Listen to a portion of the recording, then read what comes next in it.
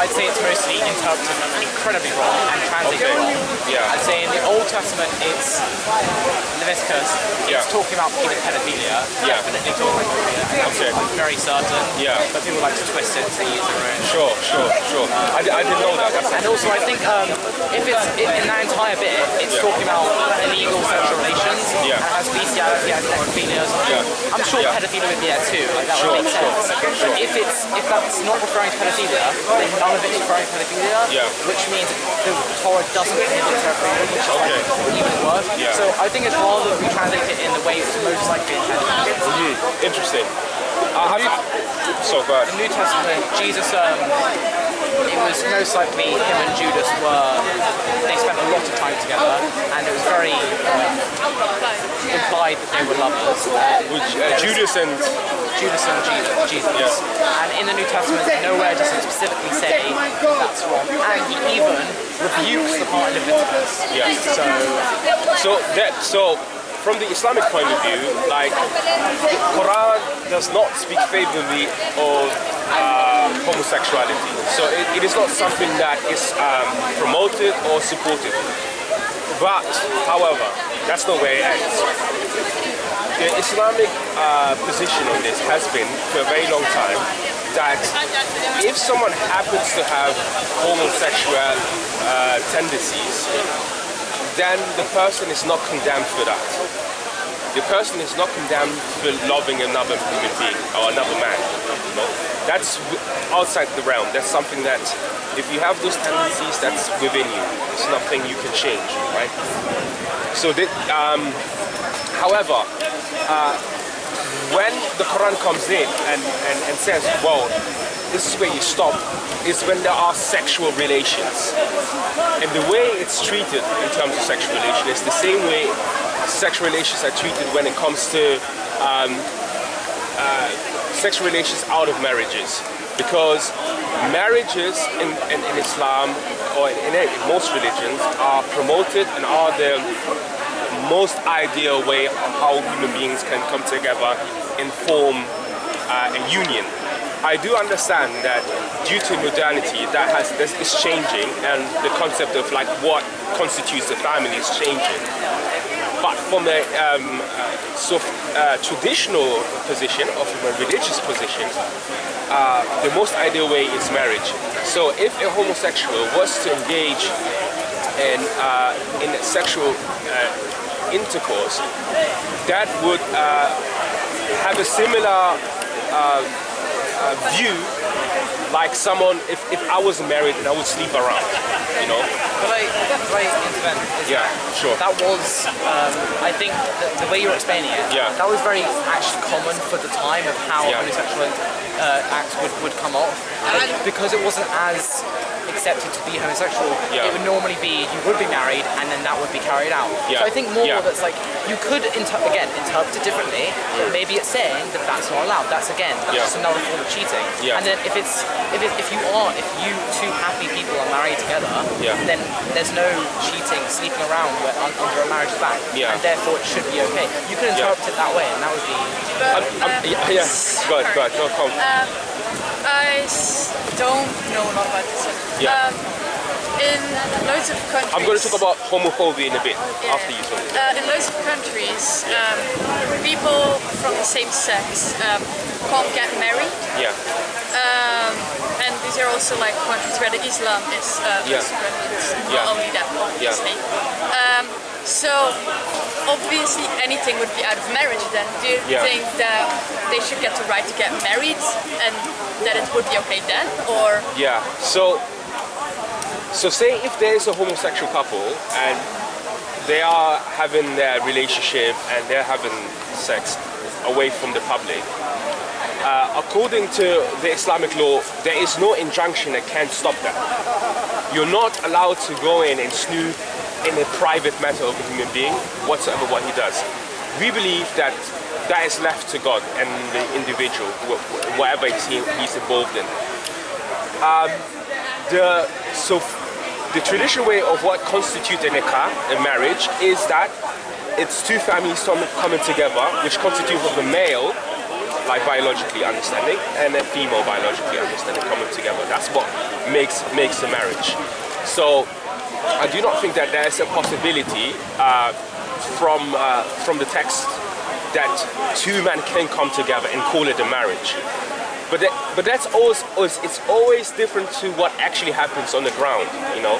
We do have, what's it called, documentation, and I see a lot of people nowadays, intellectuals, bringing these things up about homosexuality in the Islamic world, classically, in a historical sense.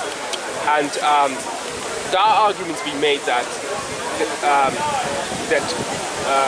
and I forgot what, it's a particular term. It's basically a relationship where an elderly man with a younger boy.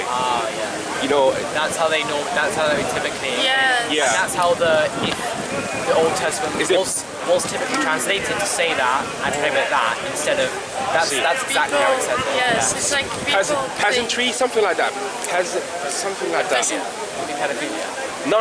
That's no, because pedophilia obviously is its own. Yeah. But also because it's between two males. I think pedophilia has to do with consent, because obviously a child has no consent. But this one is more to do with like a younger sort of teenage boy. It's called peasantry, something like that, I forgot the name. But like the Greeks practiced this and the Romans practiced this. Now we have documentation that these things were taking place in Islamic countries. It wasn't the norm, but these things were known and these things were practiced among certain classes of people. For example, some of the ruling classes were involved in these things, so a bit more experimental. You know, you mentioned something about Judas and Jesus. There are Western intellectuals as well who have been they've been looking at like Persian poetry in particular. And I don't know if you guys know Rumi. Have you heard of Rumi?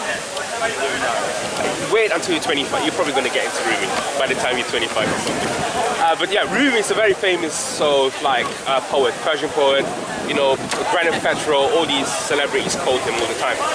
And he had so he had a teacher called Shams. And some Western intellectuals looked at the poetry and they found it very homoerotic, because the way they would talk to each other, like, my love, I love the eyes, I love touching you, and this stuff.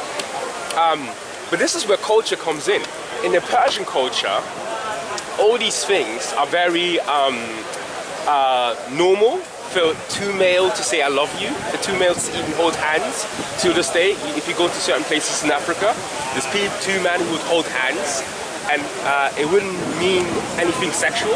I remember when I was like a teenager and I grew up in Germany, my dad, he did the practice. He was holding someone, So my dad was holding his friend's hand, right? And my friends saw that. And then they came to me, they're like, and they're mocking me. They're like, oh man, your dad is gay. He was holding someone else's hand, right? But I never understood what it meant. But now, you know, researching it, it actually means friendship, you know, and it's platonic friendship. So I feel like what is happening here with all of us is that we are currently re-exploring what sexuality means, you know, and we're trying to like frame it in the best possible way that sort of fits to modernity. But I feel like there are certain things that are so primordial, which like transcend these things. Like, for example, I came across images of, these are images 18th century American soldiers during the Civil War. And it was a practice, you would have two soldiers holding hands, right? And that was perfectly normal. If you were to do it today, the interpretation of it would be, oh, these guys are probably gay or homosexual. So it's very similar to the idea of that if Judas was very devoted to Jesus, or when Rumi is very devoted to Shams, that there is some form of sexual relationship, but really and truly it's just love between human beings, you know, and love between brothers. And this is something absolutely normal in certain cultures, Turkish cultures for example, where I grew up around a lot of Turkish people. Two men would come, they'll kiss each other, and you've probably seen this in like mafioso films, when the Italian boss comes and kisses him, right? It's not because he fancies him, but it's just because, and I feel like that's what it is, that we are currently trying to explore these things. When it comes to homophobia, I don't think that religion, at least the Quran that I follow, the way I interpret it, that religion sanctions me to go to a person and make him feel less due to who he is. I don't think that religion does that. I don't think we have sanction. There's no Quran verse that says go to gay people and mock them. You know, you're not allowed to mock people who worship other. You know, the Quran. There's a verse in the Quran, very beautiful verse, where Allah says, "Do not mock their gods, lest they will mock your God." Right? And it's a very beautiful verse, and it says, "And when they mock your God, they do it out of passion, because this is something they really believe in, and you come there and you piss, you know, you take a piss, you know, and then God says, for God, I have placed that very bias, that very love they have, that thing that you disagree with, I placed it in them, and for the things that you disagree, on the day of judgment, I will tell you about the differences." You see? So to me, that verse it's a call to pluralism, you know, in society, that you will come across people who have not the same opinion as you, who do not believe what you want to believe. It doesn't matter what you say to them. They have a bias, yeah? But in order to create cohesion in society, I think the worst thing is by mocking someone. So for those people who do profess to be Muslims in your class, mocking and then again do it under the guise of religion, I don't see where they're getting the justification from. The thing I get out of religion, what I see, is that most religion stands for peace between all human beings. Yeah. But then you see people of that religion using that exact religion to cause havoc, to cause unrest. Yeah. So I think that just goes into there. So you said about marriage between in Islam, it says about between a male and a female. Yeah. So there are people out here, about 120 million of them. Yeah. That's about 1-2% of the population that are not either, and that's not. Yeah. It's not gender. It's not anything. It's biological. They are not male. They are not female. Yeah. And so, you know, they don't get ever to experience each other. Marriage is one of the highest things that they never get to experience. Yeah. Isn't that? It's a bit detracting, isn't it? It is. So So I came across this fascinating paper that was documenting a particular class of people in Medina. This is when the Prophet was around, and they're called Mukhannif.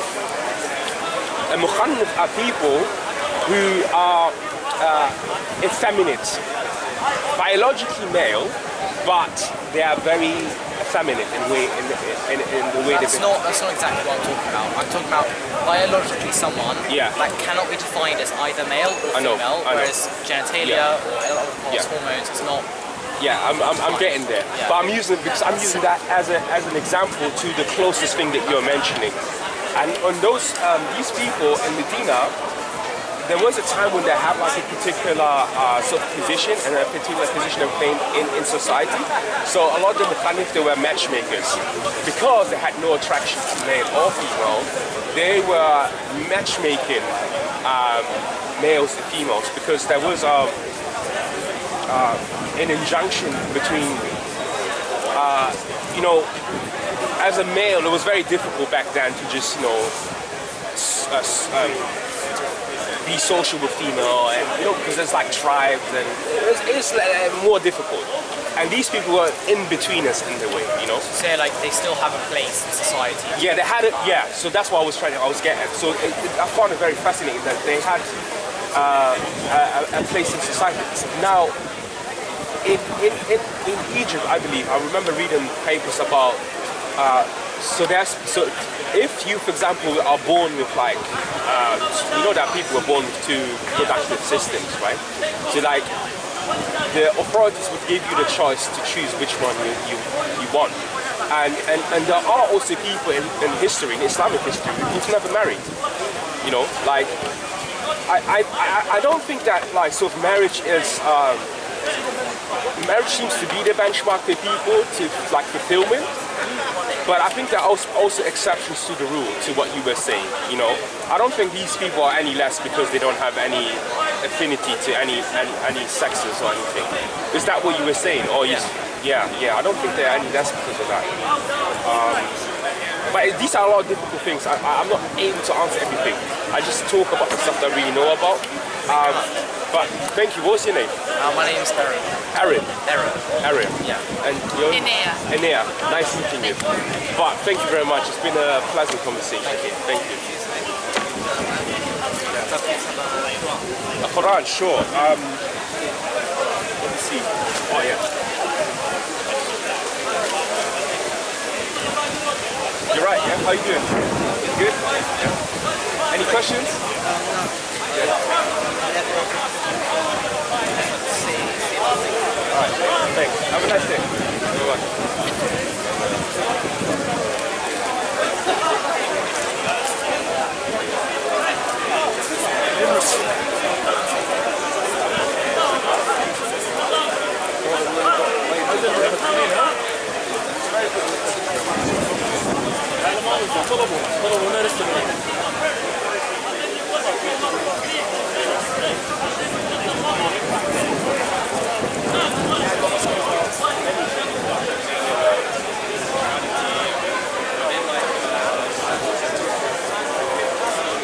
Just watch this stuff.